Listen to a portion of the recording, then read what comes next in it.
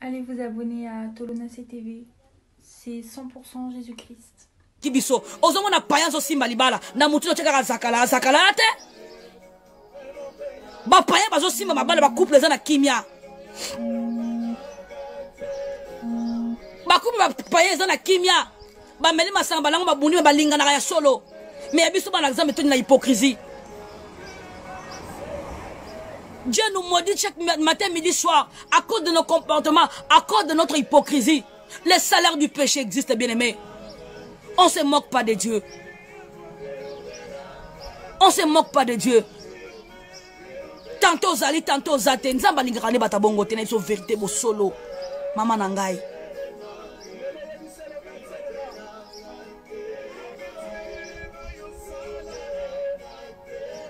Mama nanga. Yo kana yebisa yo. Ogasete bato so simba ka mabala wana.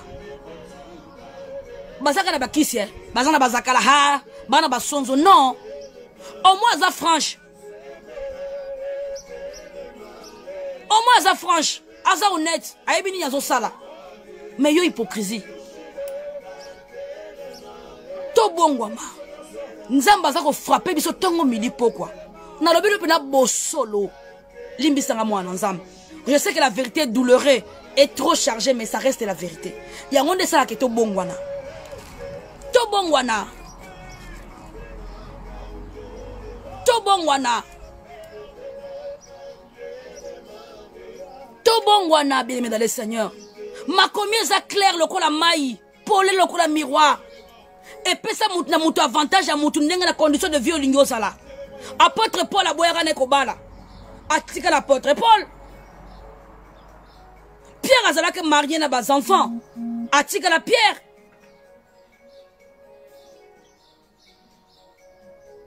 Mais tantôt vous prêchez autre chose, on fait autre chose. Mais l'autre fois j'avais dit surtout aux serviteurs de Dieu bongwama.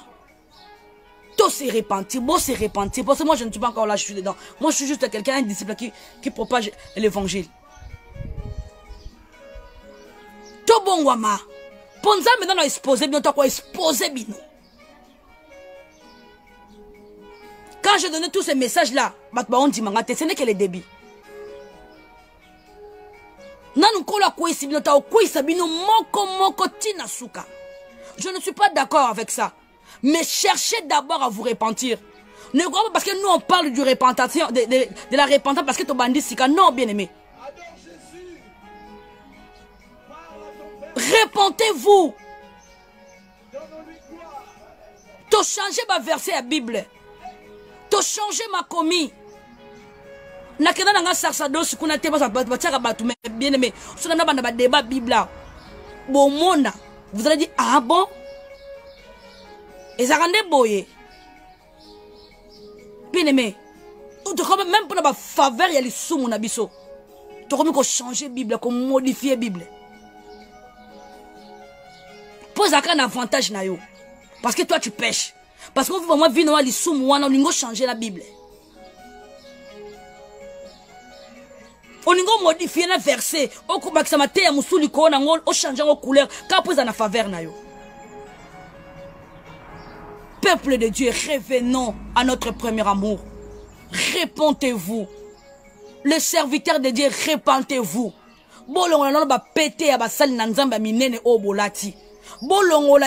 Jésus-Christ lui-même, il n'avait même pas un nom. Il était juste Jésus-Christ de Nazareth.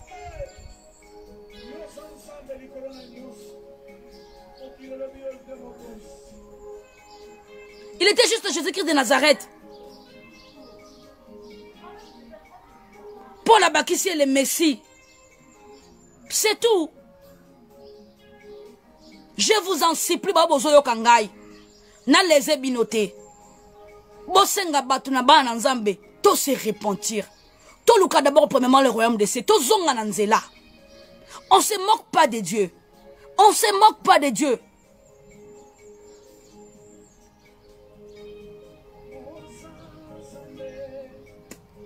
Bino moko na makomi bozaka masangeza mabe mais bo sisa milangi ya 20 yango bo se retrouver na ba ekobo na ba mbete ba hotel bazoka no filmaka bino poso ko melaki milanga 20 na ndako ba omono ba ngaba kalki papa tour ekoki awe ekoki ya koko na poissa to bongwama bana nzambe to luka nzambe on se moque pas de Dieu masangeza lisumu oui pona bana nzambe bazolanda biso bazolanda bino mais bino moko basali na nzambe ba consommateur de vin 3 bouteilles yango moko 20 moko zakasona 17% soki combien de pourcents 3 bouteilles wanta ozote na cher ozotoka langi mutoka bakaseza ya sainte soza mutoka ya 20. Bonsoir papa. Bazo mono ozotoka na cher oyema ben PV. Bado kansa molimo mosana mozo kamboke kwiti ya 20. 4 bouteilles. 4 bouteilles. Pan, il y a 17%, pan, na ba 11%, pan. Na mwaka kopo na yo. Obata manga nano, obata manga yumo, obata manga nzambe, t'aimes papa. Laisse-moi te dire. Nzela ozo voiture ozo ya. Pour ya côté ya bana nzambe. Ozo soki mlango mba 20 ndam pa aussi ici. Ozo toka liboso cher. Ozo pangisa kaka boy. Micro, ozalaka na micro no moko sa ba na ko tchelo poison. Yo za mwana nzo bike ata ba tchelo poison bibe bezo ke 1000 tombes à gauche 10 000 tombes à droite sera jamais éteint. Obanga na micro no poinit. Non, ko banga micro poison babanga ngande po sur l'alcool. On moni sur la vin et tu la tourne na micro. Sur la cuite. Po muto ya ko zwango akoyembela ngako yoka sur la masanga. Ya alcool. To bongwama. Surtout les serviteurs de Dieu, bongwama, to bongwama. Nzamba pesi ce moment à confinement oyo. Biso bana to mbenga bana nzambe biso. Poto lukaye en esprit et en vérité. Poto luka nzambe en esprit a pesi au temps. Il y a un moment où il y a calme bat ba yebite, muto yebite. Vous vous imaginez que dans un confinement bon limbi sanga yaya. Baka na ko publier ba mitaka la boy, la moment confinement tout le monde a luka nzambe. Tu étais où écoute tu wapi? Notre bonheur est mon vérité, bien aimé. Arrêtez de blesser les âmes fragiles. Moment où tout le monde a tout le nanga ekutu. Maxi Bondeo ya pamba oyo. Na se confiner na kata ndaku nanga. Nazo lukelongi na nzambe, nazo nanga servante, tenali la mawa na nzambe. Likolo nanga moko liboto baba ninga nanga. Yo se retrouver kuna na ekobo nenge nini nzamba lola. Ah, même na moment où nzamba pesi so stop, botelema na biso ba pagane. Na ba sala nzambe. Nabana na nzambe kolo atie stop alabi mutu mtazo akwene yako mediter miyo so sala ka ekobo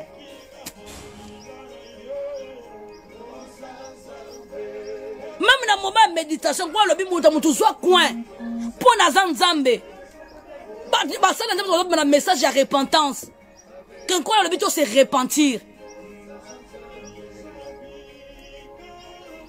kolo lobi to se repentir to lukaye na bo solo to le la mawana nzambe asengi biso nyoso na ndeti bangayo yo bien aimé dans le Seigneur banda confiné banda je suis confiné avec Dieu nazana ngam pasteur te mettez un message quoi qui bien aimé na tosi na se confiné ngayo yo muta ekobo muta lisumu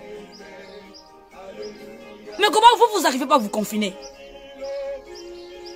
Na moment où vous avez un ensemble, vous avez un scandale, vous êtes arrivé là-bas comment? Tout le monde ensemble bien aimé, on ne se moque pas de Dieu. Prenez le temps de demander pardon, supplication. Tommy quitte ça. Tommy quitte ça. Kula linga ba oba mi quitte ça ka. Ayaka pa ba humble bien aimé dans le Seigneur. Moment où il y a confinement, et c'est l'occasion pour nous de nous battre. Et c'est l'occasion pour nous de nous ensemble. Bien aimé, avant confinement, tout ça va trouble la couple na biso, va trouble la balle na biso, va trouble la carte na foyer na biso. Qu'on a pris cette opportunité à confinement, autant qu'il y a aussi le 11 dans la semaine, oh, qu'on a bien aimé dans le Seigneur. Pose-toi temps à méditation, pose-toi temps à bon, vous êtes ensemble, pose-toi temps à changer pour moi, yo. Tant où il y a, bien aimé, pourtant, tu confinement, c'est la carte, hein. Tant que vous êtes tout le temps occupé la barre. Ou tout le temps la distraction. Ou tout le temps la kamambang na misala. Quand la blinde na personne dans pause. On pose wa raison que non, na kena ki musala za ki fatigué. Confinement to vanda banda. Na kena ki nganda, banganda bakangi. Et se retrouver na nzela ya hôtel na bossa na ki nganda taba. Bakangi. Tout est kangami. Pour mon tout le monde raison, Seigneur, je n'ai pas eu le temps. Il y a cause de liboso na yo. Eh bien, même si vous avez un hôpital, vous avez un hôpital,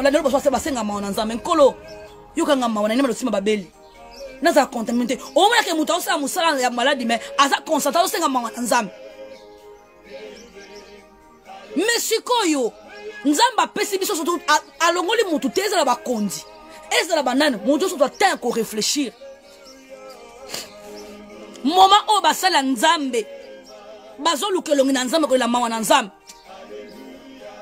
boum bombe kwe. Voilà pourquoi j'ai béni ses frères Michel Bakenda. Il est vraiment un homme de Dieu.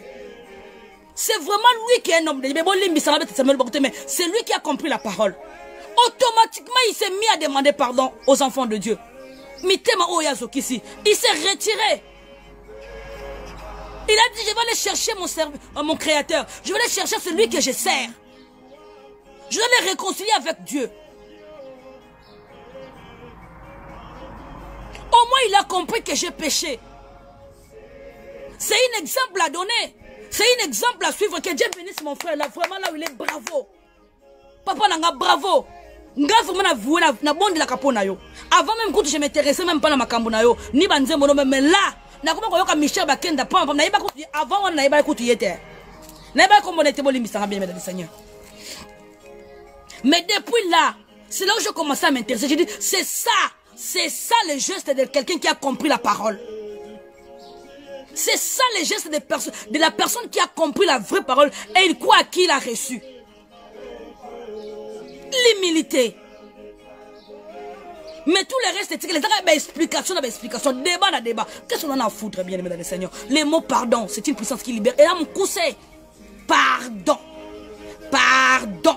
6 lettres, 6. P-A-R-D-O-N. Pardon. Et ça, mon coup, c'est 6. Mais, bon, vous attendez, on sait la vidéo 40. 10 000 phrases pour la cette explication. On lui dit Seigneur, pardonne, je péché. La reconnaissance.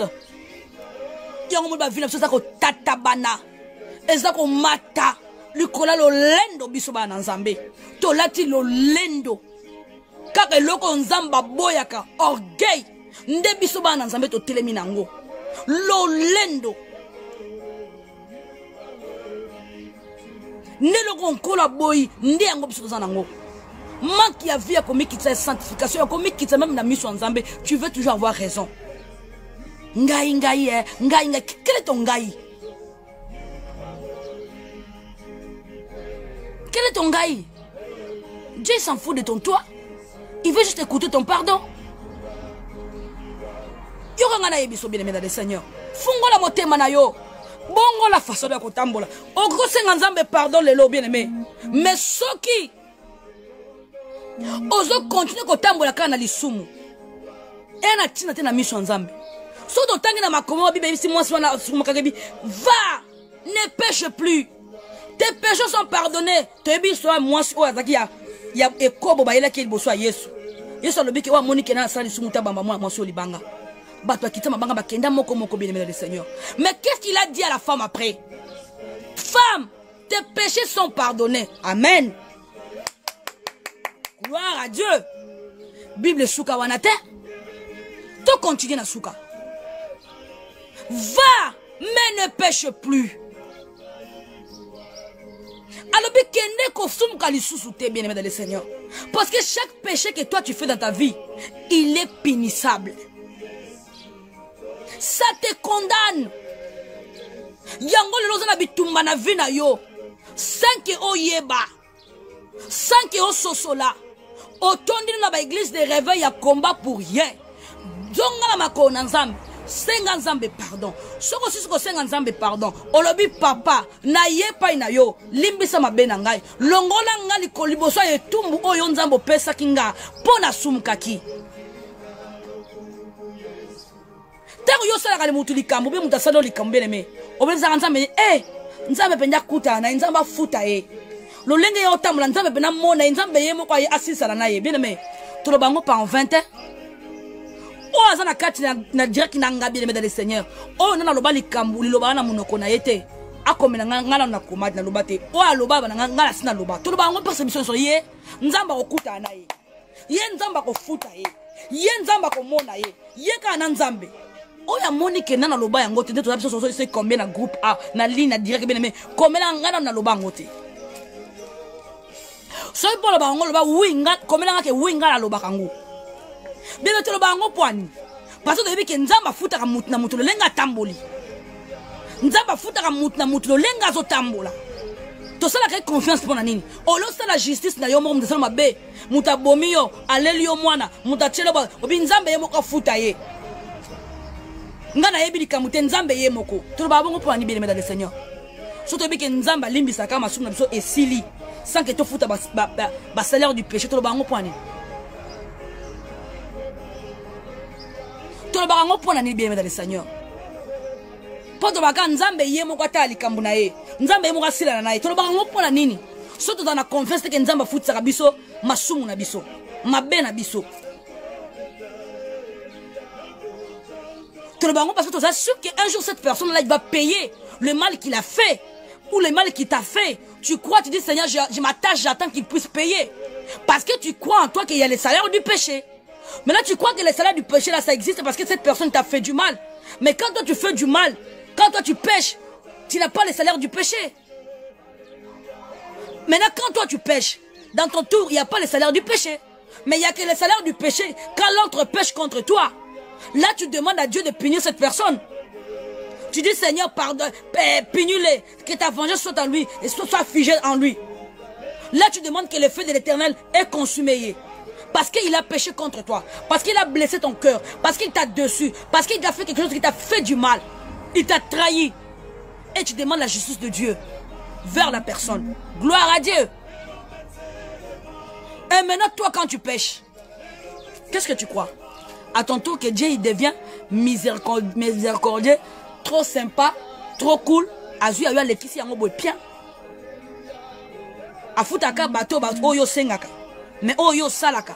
Nzamba futsaka batu afutsaka ote. Bien aimé moi nzambe, évitez l'isumu nazo peso za sekele. Ceux qui ont évité l'isumu bien aimé dans le Seigneur, au moins la condamnation pour sa action de grâce. Au condamnation ko basala nzamba sama kolona yo pona osenga ba pardon, ba bonde la pona yo. Au condamnation ko na ba combat spirituel. Au moment ça va jeûner prière no kapona ko adorer nzambe. Apprendre à éviter les péchés. Bien, mais c'est là où je te dis, je te demande, n'êtes pas péché, mouria, on va nos cas téléphone ne sonner. Ya maman tout dans la ligne, ya, eza ko yinda, beba kangiete, oyo kite, mouyibi. Oko tu bandu ko sepe na mutuona, lisu moko ya ofele. N'êtes pas ma souma songi songi benga ba téléphone ko finga na ko tuna makabatu ko samba kawana. Tu peux éviter bien, mais dans le Seigneur. Si tu veux, tu peux éviter.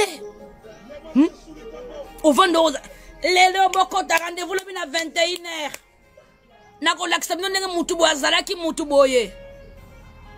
Mais tu peux éviter ça. Ce sont des péchés moko zangati na mutuna makolo. Hein? Mutache photo na Facebook o lingi na yote. Leka na yo zappe na yo bien aimé. Loko ozana don alisumu. Il faut que telema pour finga. Soko leka ki na yo ngosani. Tout cela nous vérité ba nzambe. Soko leki na yo kaka, o sepe no to leki mi yo pena bimile kwa manen. Il faut stopper le cause tellement abonné à l'isumu. Il faut que telema o tia mo liloba. Au moins émission so ta les sepe li sote. Bien aimé o longwe na yo. O continue ka bandi o finga, o saka ba fausse compte Facebook.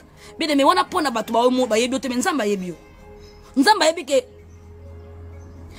yebi ke faut Facebook compte bugene finga za yo. Nzamba yebi ke za yo mama. Lisumu ya pamba ya ofele mama. Mutalali na ndaku na sukoli maya lata bina yo finga batu. Na yo créer loko ne. Da ayo ke posa lisumu e mati. Amati na ye yo polobi mama nana manka lisumu e mankenga posa lisumu mo ete yo ono koti pia.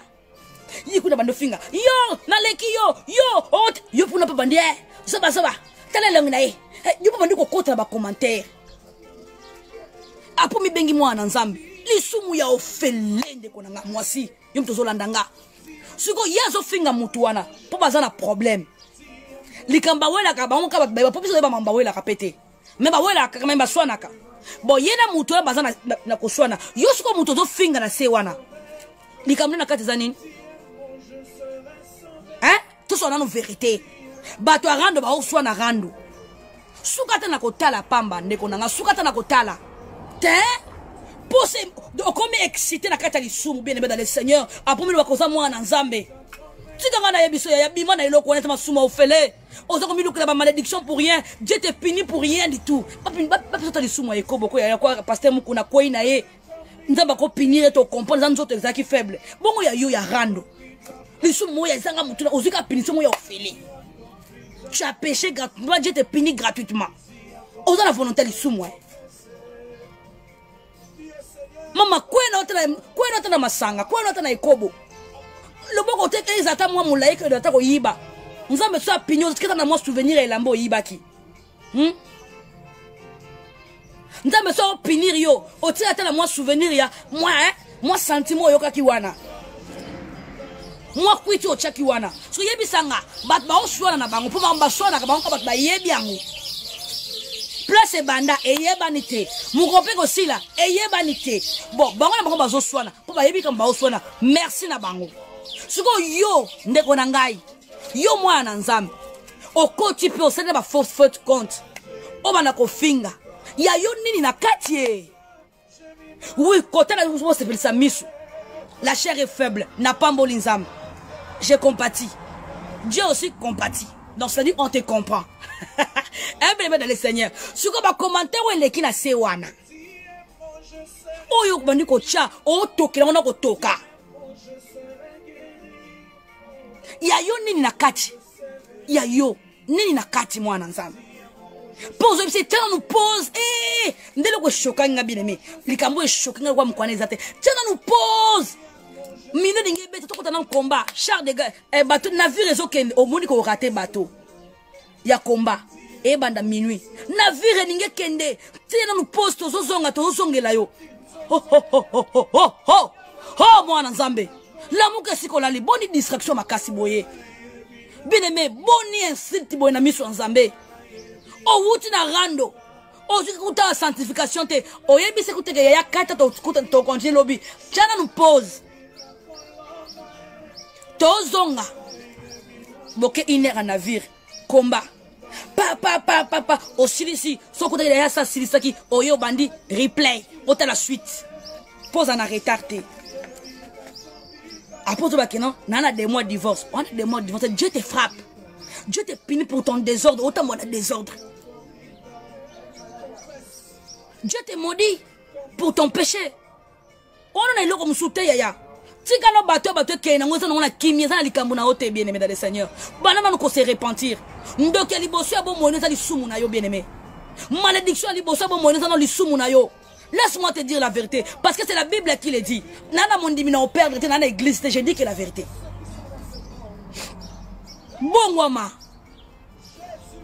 tika na bo professeur banana ma repentance si kotam sum ko na ko na église na la hypocrisie de quoi batinyoso mais jusque là le quoi dans la église laisse-moi vous dire la vérité bien aimé dans le Seigneur bitumbo ça na ngona bon moyo bien aimé et na ngondo kité et un magicien té et un peu famille na yote tala bano bano okata ba lien wana ba kutimba combien d'années combien de temps nous avons so okati na tongo na butu ndo kaya zongisi okati na butu na tongo ndo kaya zongisi c'est que nzamba ngoyo sambela kaza makasité c'est que nzambo to belela au nom de Jésus na quoi ici maladie oh mais l'autre maladie n'est zakak au nom de Jésus na quoi ici stérilité au zaka stérilité ce qu'on a beau pété mais 4 ans 5 ans 6 ans 7 ans 8 ans peut 10 coquille Dieu kana ebiso bien mais on se moque pas de Dieu na quoi ici coutume bana ko quoi ça notre Dieu c'est un Dieu tout puissant notre Dieu il est au-dessus de tout le nom quand on me comme nzambe na buzo ba te bien aimé ce que ça na fête kati na parce que otambo na ko banga nzambe te bibezo ko banga nzambe se bandeli mayele lolengo yo za ko mitambola yango ça que nzamba za liboso na yo te kombo nzambe comme lokola bonjour kombo yeso comme lokola ça va tika na yebiso bosolo mwana nzambe tika koko nolekisa temps na ba combat spirituel yoka na yebiso place likambo no eza likambo na yo eza boye soki tembe bozo ngamba ko tuna basala nzambe on a sur la vérité. Le salaire du péché, c'est la mort. Bible lobby. Dieu punit toute personne qui pêche. N'a pas par exemple Moïse. Moïse, attends nan zamba, tosan zamba kia, komitan beta mayakana. Beta mayakana. N'a pas un exemple à moukia, et mi balé. Beta mai, pour bana Israël bamela, libanga na mai. N'était la likolo libanga pour mai bima. Mais Moïse la beta mbala, Moïse la beti plusieurs fois, 2 ou 3 fois. Hollandi pour la sakanda, pam pam pam. Nous sommes batali Moïse. Abi Moïse, tu m'as désobéi. C'était un serviteur de Dieu. Automatiquement, bien, mais je sais que Moïse, il a demandé pardon à Dieu. Vous êtes d'accord avec mon pensée? Vous êtes d'accord? On a un gabo comme que vous êtes d'accord. Moïse a Seigneur qui pardonne en Zambé. Que Seigneur, je péché contre toi. Vous êtes d'accord avec moi ou pas? Mais qu'est-ce que Dieu a dit à Moïse? Malgré ça, Moïse, tu ne entreras pas dans la terre promise. Bien-aimé, laisse-moi vous dire, je vais juste arriver à vous franchir un peu les esprits. Revenons à notre premier amour. Ça c'est mon frère Cédric, si c'est toi, bonjour. Revenez à notre premier amour, bien-aimé dans le Seigneur. Repentez-vous. Supplication des messages on zamba pesinga depuis semaine matromo aussi ça malheureusement pas comme il est là. Alors tout se repentir, tout supplier. Dieu il m'a donné ce message que aza prêt à conseiller la biso bana na yebo olamu. Ayoki kolela na biso, ayoki ba passe na biso. Mais là quand on comprendre te, pour biso nous ba lulu mission na biso na combat spirituel. Au moment lui Dieu, il a taché beaucoup de personnes qui sont punies par rapport à leur péché. Mais les gens ne comprennent pas. Au lieu ya kolela mawana nzambe, au lieu ya kosenga nzambe pardon, koyebisa nkolo limbisanga na sumukaki na yeli boso no mosantu yokanga mawa. Lokola na sumukaki na yebite mbando nini oyo nzambo katela kinga na ye kosenga yo pardon longolanga na kati ya punition oyo nzambo pesa kinga etum oyo nzambo pesa kinga parce que na yebi que le salaire du péché c'est la mort. Amen, Papa Cédric, que Dieu te bénisse aussi. Je reçois. Au lieu de compter dans ma cambouana, encore il y a des serviteurs, ils sont levés. Nous sommes en bon moyen biso, ezaka misala satana, ezaka kindoki, ezaka coutume, ezaka magie. Bien aimé, Dieu ne punit pas. Ça t'est arrivé de te poser la question que telle situation que je suis en train de vivre dans ma vie, c'est peut-être Dieu qui m'a puni par rapport à tel péché que j'avais fait. Que je suis en train de payer un péché que j'avais fait. Ça t'a jamais fleuri dans l'esprit, bien-aimé dans le Seigneur. Comment toi tu vois que le diable est partout? Comment toi tu arrives à voir qu'il y a des démons partout? Je vais essayer un peu de parler un peu beaucoup parce que le nom de ma côte, tu vas voir au message, on t'appelle ça, tous les jours, on a 2-3 personnes. Est-ce que c'est lesquels on a moutou, on a une famille nzambe? Situation on a sambeli en mink, na pesi on action de grâce, na seli on jeûne et prière, na kena on ngomba, na zo kitaka likamongo si la kate. Est-ce que tu as une photo que moi en ensemble? On va te la mettre dans le côté bitumba. Nata no bon moyen, na tambu sa ngondenge nini.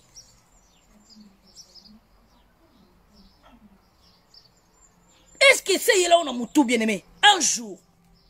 Parce que ça n'a belé bana bitumba bien aimé. Asali 5 à 5 à kalibala. Moi na bota makilo bisi mana aya bali na kubala kei. Ya saka na kata 5 à libala. Na komba. Omi tuni kati na yote. Est-ce que dans ma soum moko na salate pesa nzambe kanda malgré limbi sanga ma pini sangai. Poison nzambe, le salaire du péché c'est la mort. Moïse a senga qui pardonne pas nzambe. Mais quand la talaki Moïse a dit Moïse, je te pardonne, mais toi la terre promise Cana, tu ne entreras pas. Tout en na kata Bible. Est-ce que Moïse a kotaka Cana ou bien kotaka te? Ce n'est pas que Dieu a dit à Moïse tout de suite que Moïse au kota Cana te. Et Dieu a ses filles à quatre pas le balsouté. Dieu il a conduit toujours à travailler avec Moïse. Bah connaît toujours nzela na nzambe. Ko batte que non parce que la seigneur bolimbi sa masumu, nde masumu na ngebungami, nde ni vi na ngezo kende bien aimé dans le Seigneur. Moïse nzamba limbisa ki, asenga nzamba pardon nzamba limbisa ki.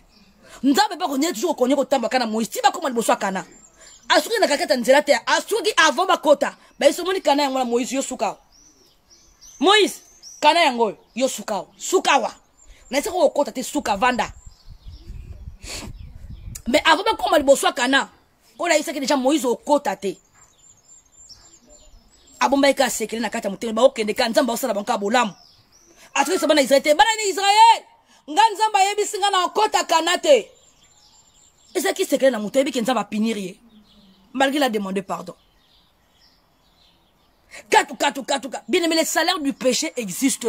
Le roi n'a montré que son sengi bolimbisi na sali suna na sali bolimbisi que nzamba a effacé le péché nous en a raison mais le paiement du péché il faut foutre les salaires. Yango le tout ko foutre ba conséquences. Ce que mutu a sosoli. Moi na nzambe o a sosoli o a comprendre le ba na nzambe. Il faut changer ce que façon ya ko bondela. Yebi sans nzambe na ye olimbisa ngai yango na sala ka bene banda kala. Nzambe na yo olimbisa nga. Na sali masumu liboso na yo. Yo kanga ma papa. Makila na epetola nga ekangola nga. Osiso maniso olela ma na nzambe nkolo. Na sengi yo ma wana yo. Longola nga na etumbu nyonso. Oyo nzambo pesa nga pona sumukaki pona yebike le salaire du péché c'est la mort. Kangola nga na yebite soki lisumu ngweza nini. Nous les justes on vivons par la foi. On dit mais tant qu'on le encore na yebike nzamba limbisinga alongolinga na kati la salaire du péché de la mort oyo nga na salaki. Oromona ke bobo ino ko bonga mabile dans le Seigneur. Mingi totondi na ba combat spirituel Satan zate, c'est les conséquences du péché. Shalom mon frère Gianni ou ma sœur. Je ne sais pas si c'est qui, mais c'est dans mon cas, comme Gianni. Je ne sais pas si c'est une sœur ou un frère. Salia, ya shalom. Yebi sans zambe. Banda ko sala ba jeûne de prière. Boni ya bana nzambe bazana kata souffrance ko le kaba pagan. Tout ça kana munoko po Satan zana compte non parce que baza sincère. Nzamba sala ba bolamu na ndenge po ebike bato balinga ba pona na bango nzana bango. Au moins ils sont honnêtes avec lui. Parce que bien linga ba oza froid, bien oza chaud. Mais quoi ça nzamba sala grâce ba na osala grâce pona ebike non, ataza na ngamu na atazo na ngolu.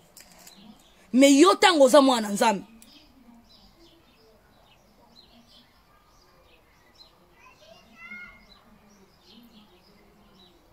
Tango yo moni ko za mwana nzambe. Il faut tamba na ko banga nzambe. Ah ma sœur Gianni bonsoir. Au moni ko za mwana nzambe. Il faut tamba na ko banga nzambe. Via sanctification. Biso ba créateur to lati lo lendo. Ya komi benga bana nzambe. To lati lo lendo. Créateur za grâce. Surtout li kamba grâce on dezo boma mabe. Bele bolimbisanga. Moni kamba grâce ezo boma.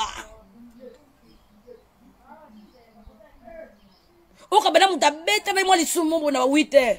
Aïe que dans prière à midi banda kota osenga bolimbis ça sengi bolimbis. Abeti avant ni surtout pas abeti mo le mo boya li sumo boya 17h. Aïe que na prière à 18h on sala la repentance. Avant de soit abeti le mo ba 20h30. Aïe que na minuit on sala la repentance. OK, grâce, quelle grâce?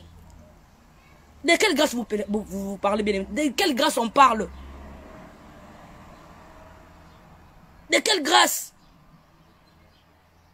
La Bible dit que va, ne pêche plus. D'accord, Yaya Lobi, c'est ça, j'ai compris, maman. Dieu a dit va, Jésus a dit à la femme va, ne pêche plus. Parce qu'elle est bien elle croit que tu es sur l'imbi, c'est ça, il y a très souvent un agneau sur l'imbi, c'est un akaka. Il me dit va, ne pêche plus. Kosumu kalisusu te. Tiga ete minda nanga engengisa yo. Pour kosumu kalisusu te. Mais yo pardon comment na tongo. Pardon à midi. Pardon à pourquoi. Yakola na pongi. Tango la mkaka tongo la boso. Mama nanga. Évitez nanou.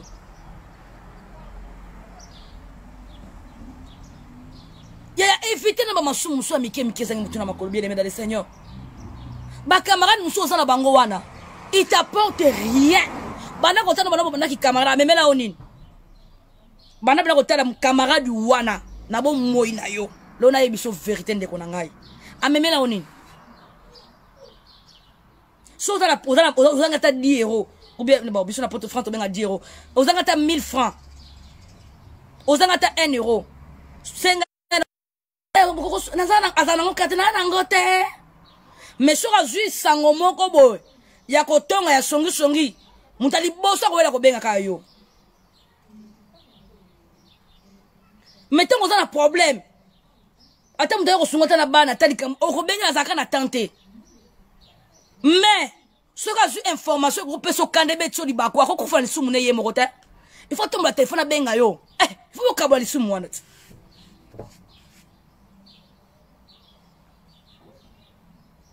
sur un camarade bongo na vie na ko apporter le nini tango bela kaya ne ko tala yote tango zanga na passe sunga ka yote mais asa informatrice na yo ama casse d'information pe yo mto sala ka ngobele metika ngam na biso tika mwana nzambe ye ba relation bon faut kabona yango ezo ba kilo sumu ba kilo pour rien ozo yo ka yo mo ma sœur obengi na muto tonga bi ya allo yaya naina ibisoli kamobo yokanga na meko silikate hein bime dans le Seigneur do yo moko yebi ki akosilika oyebi ka kosilika mo benga bi yaya bena beto sutulanga nini ma chérie tika mama yaya oyo kite bombanga yo mso wa mama lamba bo mondenge nini yo mto pesa sango ya kitoko ozo bisalika ozo babombelo nini. Donc parce que conscience na yo moko oyebi ke likambo zo loba ezamala mte. Donc quelque part le Saint-Esprit t'a interpellé que likambo zo ezamala mte. Que ozo pelisa moto, que batu bako swana, que batu bako bunda, que batu bazo kamwana. Mais olobi quand même bombanga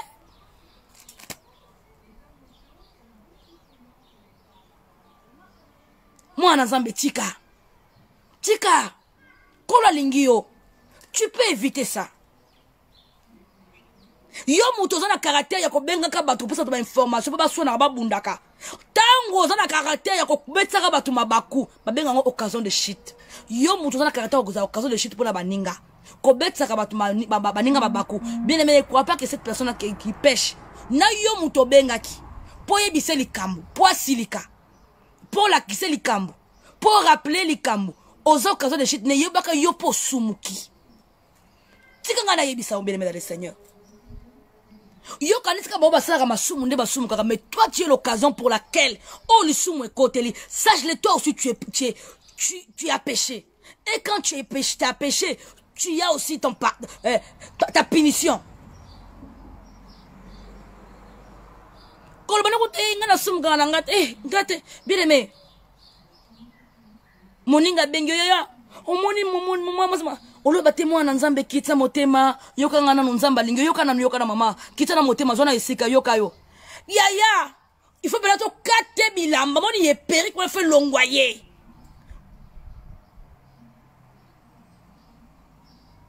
ye penza tu excites la colère de l'autre. Elle est yépé le quoi azangi yesu na kata bo moine le quoi azangi Saint-Esprit azangi discernement yira pas télémi pak bien aimé après ba bundaki yo pe comme ça tu n'as nini te mama o éviter Rachel Florence na an ba ucho bunda sama monde ba bundi faut monde ba bundit bien aimé dans le Seigneur. Tu as la langue de vipère, tu le sais pas, mais dimanche on a kata église. Tu as la langue de vipère. Tu es en train de servir le Satan, le diable. Laisse-moi te dire la vérité, maman. Laisse-moi te dire. Yuzo c'est le sumu no kafuka ndo yiba. Baka ngona ekobo na mobala mutu. Na mwasi ya mutu. Maman, songi na yoza li sumu. Quand tu divises pour régner, c'est que tu deviens le diable. Parce que c'est le diable qui vient diviser pour régner. Bon wama. Répands-toi. Limitez ma sumu yaya. Bon moine ko fulukama. Bon moine ko pambolama. Okomona ke bon moine ko kangwama. Keno ibsa nzamba longola ba punition atika cha bon moine yo. Okomona ke bon moine yo eko changer. Tu as trop péché, Dieu t'a beaucoup puni. Laisse l'endoki. Tranquille. Laisse l'endoki. Tranquille. Ils ont aussi d'autres choses à faire. Notre Dieu, c'est un Dieu puissant. Notre Dieu, c'est un Dieu très, très puissant, au-dessus de tout le Dieu. Il a reçu le nom qui est au-dessus de tout le nom. C'est le nom de Jésus-Christ de Nazareth. Bien-aimé, arrête de citer le nom de Jésus tout le temps là. Hey, Jésus, na kombo na Yesu, une année, au balakate. Na kombo na Yesu, 2 ans, au balakate. Na kombo na Yesu, 3 ans, au kenda potote. Na kombo na Yesu, 10 ans, aux anga mukanda. Na kombo na Yesu, 20 ans, aux anga ndaka kovan. Instabilité. Mozaka na kombo na Yesu, rien ne change. Commence d'abord maintenant à changer ta prière.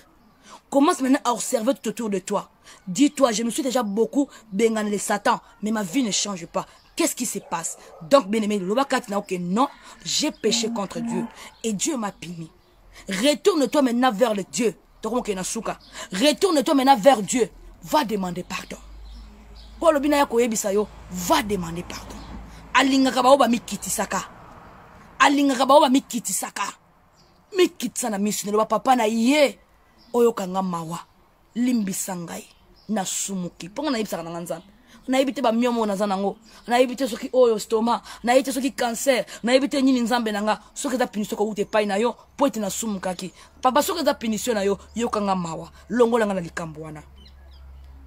Tala libana na ngai ezo kende bien te nzambe na nga ba problème ta musupa na zwaka mwasi ya mutu nzambe mana une femme mariée le long nzambe pesinga libala stabilité ezalite mwasi ko benga na nga mobali ko beta nga mobali na nga ko sala nga boye mwasi na nga ko tromper nga mobali na nga ko tromper nga ko ta musunga pe na passer na nga na bimaka na mobala mutu ta musu na passer na nga na chaka pe songo na libala butu na bomelaka moninga moko libala likola lokuta na kosela ka ba makambo mutu fiancé moko azoya na quartier na bango ngai na kosela ka makambo libala ne bebe baka ta musu lo ngo limbol bal na nga azozo esengo liboso na ngai te tamusu lelo ngo mwasi na nga azozo esengo liboso na ngai te ko na ye ko senga mawa limbisa ngai longola nga na itumbu wana longola nga na likambo oyo nkolo.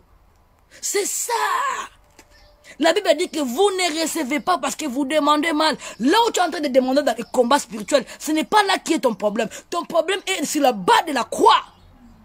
Demander la supplication, de demander pardon. Tu cherches mal. Tu cherches mal, bien-aimé dans le Seigneur. Au lieu d'aller chercher sur la barre de Golgotha, c'est la croix de Golgotha. Au lieu d'aller chercher sur la barre de Jésus-Christ, au lieu que nous sommes à la crucifixion, de demander Seigneur, pardonne-moi. Parce que autrefois, moi aussi, j'ai péché. Autrefois, j'ai offensé les autres. Seigneur, donne-moi ton pitié. Donne-moi ton pardon. Toi, tu n'es pas là. Tu es dans le combat spirituel. Voilà pourquoi depuis que tu as commencé ton combat, ça fait plus de 10 ans, 5 ans, na bat bazoya sima, bazo fuluksama, bat bazoya sima, bana mikeyo bokoli, baboti na kobota. Yo bande bande koluka, je te condamne pas. Dans la direction a bien changé.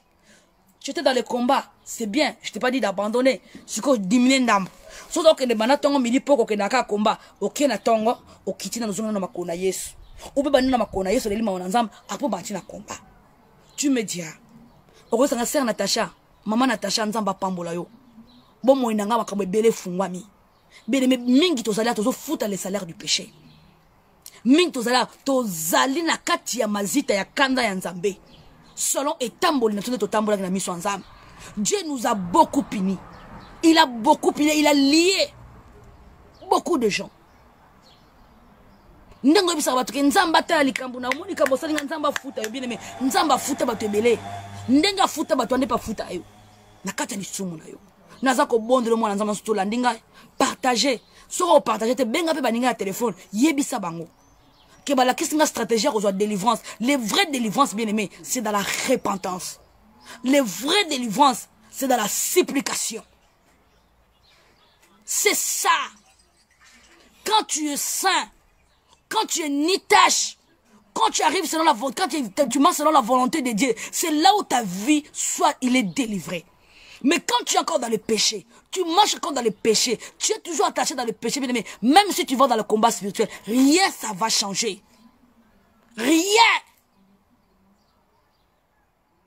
C'est quelque chose que toi et moi, c'est une démarche qu'on doit faire maintenant, bien aimé dans le Seigneur, d'aller supplier la grâce de Dieu, demander le pitié de Dieu, demander mawananzam et l'ongolona katia condamnation. Maman nanga, papa nanga, sokozola nanga mwananzam, na bondelio, changer les bondeli.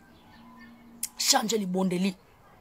Ming, to comme ressemble quand tu as 3 fois 5, que bon moi sommes bato sambe de sumukate, que to sumka de senga pardon, makamu de siliwana non. Bien aimé, les conséquences du péché existent. Kolo na ibine ko ebiso lelo, likambozo tungisabo moina yo, ezali conséquences ya lisumu.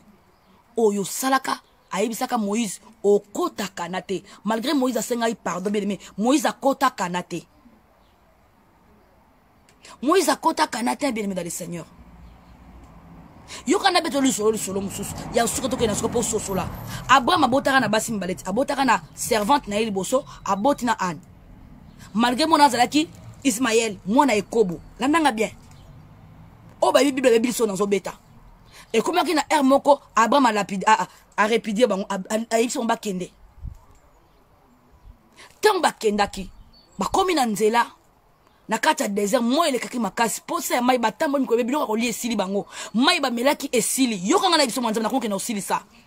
Mai esilaki. Nyoso sili mwana komi ko kufa mwana wana, mama wana e, mwana zo kufa na maboko. Bonsoir ma sœur Pauline. Mwana komi ko kufa na maboko. Qu'est-ce que la femme a fait? Il est retourné vers Dieu. Landa bien. Il est retourné vers Dieu. Alors, bien Seigneur, nayebi ke naza musumuki. Nazo mérité grâce liboso na yote. Nayebi ke nazo punir mwana nanga. Po na lisum onga na salaki. Nayebi ke mwana nanga mwana ngai azali Ismaël.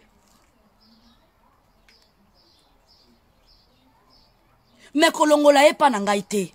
Na sengi onzambe yo kanga mawa. Salanga grâce. Ko punir ngai te po na geste wana. Yo kam bien aimé dans le Seigneur. La femme a le bin nzambe soko zo punir ngai. Po na moi na ndenge na botela ki mwana nga nkolo yo kanga mawa. Tanga Bible bien. Bible dit que moi na moi so na zo ki grâce na miso nzambe. Il a supplié Dieu à reconnaître son péché. Ya ndenge abotaki na Abraham. Nandenge mwana zalaki Ismaël.